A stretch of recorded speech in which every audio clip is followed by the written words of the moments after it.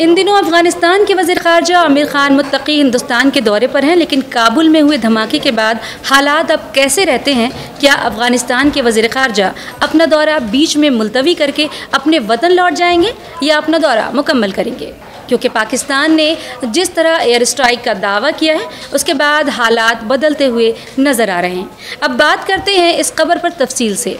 अफ़गानिस्तान के क़ायम मक़ाम वज़ीर ख़ारजा आमिर ख़ान मुत्तकी आज 10 अक्टूबर को एस जयशंकर से मुलाकात कर चुके हैं। वो इस हफ्ते देवबंद और ताजमहल का दौरा करने भी वाले हैं, लेकिन ये सफ़र अब ख़तरे में पड़ गया है।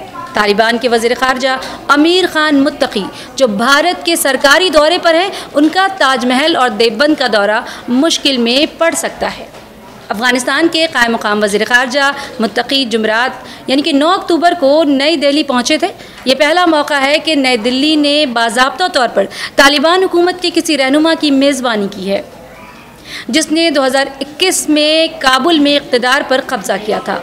अपने हफ्ते के तवील दौरे के दूसरे दिन जुमे को मुत्तकी भारतीय वज़ीर ख़ारजा एस जयशंकर से बाज़ाब्ता मुलाकात कर चुके हैं। मुत्तकी ने हफ्ते के आखिर में दारुल उलूम देवबंद जाने का इरादा किया था, लेकिन दौरा अब मुश्किल में पड़ गया है। इस बात का इम्कान है कि काबुल में टीटीपी रहनुमा को निशाना बनाने वाले फ़ज़ाई हमले के बाद मुत्तकी अपने तयशुदा दौरे से पहले अफ़गानिस्तान वापस आ सकते हैं।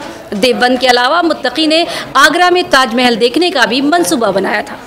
ज़राए का ये भी कहना है कि मुत्तकी ने आगरा जाने की दरख्वास्त की थी और मुत्तकी के आगरा के दौरे के लिए तैयारियां भी की गई थी, लेकिन अब बदलते हुए हालात ने इसे मुश्किल बना दिया है।